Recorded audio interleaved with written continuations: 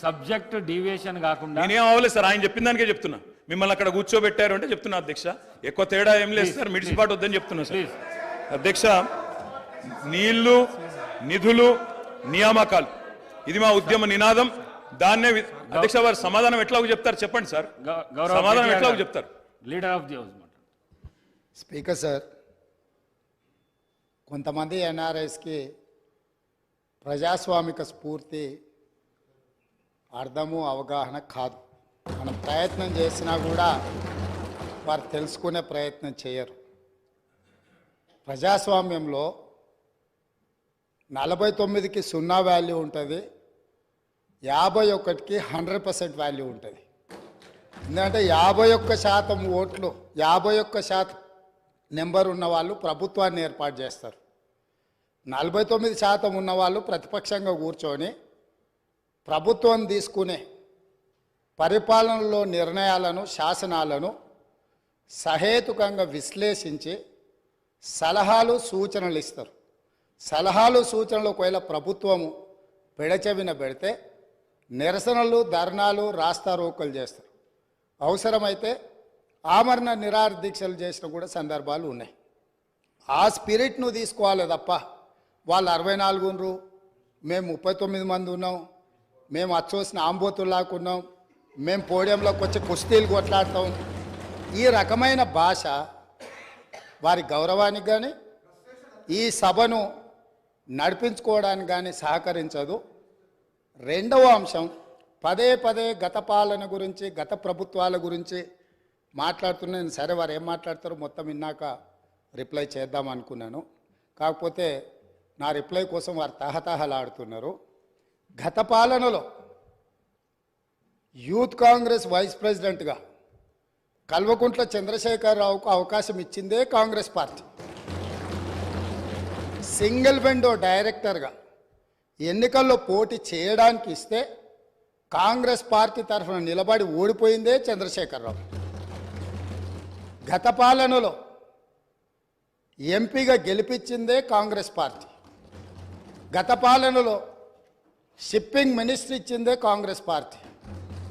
ఆ తర్వాత కార్మిక శాఖ మంత్రి ఇచ్చిందే కాంగ్రెస్ పార్టీ. అంతెందుకు ఇక్కడ సభ్యుడు ఉన్నాడు, వారు కూడా వారి కుటుంబ సభ్యులే. ఎమ్మెల్యే కాకుండానే మంత్రిని చేసి తర్వాత ఎమ్మెల్యేగా ఎన్నిక చేయడానికి సహకరించిందే కాంగ్రెస్ పార్టీ. ఈరోజు వాళ్ళు ఏ పేరైతే వినోద్ అనుకుంటున్నారో ఆ రాజశేఖర రెడ్డి గారే ఆ మంత్రివర్గంలోనే గత ఆర్థిక శాఖ మంత్రి, సిద్దిపేట ఎమ్మెల్యే గారు ఎమ్మెల్యే పదవి లేకుండా మంత్రిగా ప్రమాణ స్వీకారం చేసిండ్రు. రాజశేఖర రెడ్డి గారి నాయకత్వమే దేశానికి బలమైన నాయకత్వం అని అందులో పనిచేసిండ్రు. మూడవది, పోతిరెడ్డిపాడు పొక్క పెద్దది చేసినప్పుడు కీర్తిశేషులు నాయన్ నరసింహారెడ్డి గారు కడప జిల్లా ఇన్ఛార్జ్ మినిస్టర్. ఆ రోజు కొట్లాడింది పోతిరెడ్డిపాడు మీద కీర్తిశేషులు పి జనార్దన్ రెడ్డి గారు. పోతిరెడ్డిపాడు పొక్క పెద్దది చేసినప్పుడు ఇక్కడ ఉన్నోళ్ళు ఎవరు ప్రాణత్యాగాలు చేస్తామని ఎవరు కొట్లాడలే, ఎవరు మాట్లాడాలి. సొంత పార్టీ, సొంత ప్రభుత్వం ఉన్న తెలంగాణ ప్రజల హక్కులను భంగం కలిగించొద్దు, కృష్ణానది జలాలలో మా వాటా మాకు ఉండాలి, మా వాటాను ఎవరు తీసుకెళ్ళినా మేము ఒప్పుకోమని కొట్లాడింది ఆనాటి నాయకుడు పి జనార్దన్ రెడ్డి గారు మాట్లాడిండ్రు తప్ప వీళ్ళు కాదు. కాబట్టి ఈరోజు వీళ్ళందరూ ఏ పాలకుల గురించి మాట్లాడుతున్నారో ఆ పాలకులు ఇప్పుడు మాట్లాడుతున్న పెద్దలు ఎట్లెమ్మెల్యేనరు? వాళ్ళ తండ్రి గారి గురువైన చంద్రబాబు నాయుడు గారి పార్టీతో పొత్తు పెట్టుకుంటే ఆ పార్టీ మద్దతుతో ఆ కడువ కప్పుకొని సిరిసిల్లలో కష్టపడి పనిచేసి నిర్మించుకున్న చీమలు పెట్టిన పుట్టలో పాములు దూరినట్టు కేకే మహేందర్ రెడ్డి అక్కడ పార్టీని నిర్మించుకొని తెలంగాణ ఉద్యమంలో పాల్గొని తెలంగాణ ఉద్యమంలో ముందు భాగం నుండి నిలబడి కొట్లాడితే ఎన్ఆర్ఐ అంటే నాన్ రిలయబుల్ ఇండియన్ కింద మేనేజ్మెంట్ కోటాలో ఇక్కడికి వచ్చి టికెట్ తీసుకొని అక్కడ ఆ కేకే మహేందర్ రెడ్డి గారిని అన్యాయం చేసి ఈరోజు ఇక్కడికి వచ్చిర్రు. కాబట్టి ఈరోజు గతం గురించి అధ్యక్ష, ఒకవేళ మా మిత్రులకు ఒకవేళ వాళ్ళకు అంతగా గతం గురించి చర్చించాలనే ఆలోచన ఉంటే ఒక రోజు మొత్తం తమరు సమయం ఇవ్వండి. తప్పకుండా జూన్ 2, 2014 కంటే ముందు జరిగిన 55 సంవత్సరాల పరిపాలన మీద సంపూర్ణమైన చర్చ ఇక్కడ పెడదాము. ఈరోజు ఇక్కడ జరుగుతున్న చర్చ జూన్ 2, 2014 నుంచి జరిగిన పరిపాలన, చేసిన విధ్వంసము, నాయకత్వం యొక్క వ్యవహార శైలి మీద మనం ఈరోజు మాట్లాడుకుంటున్నాము.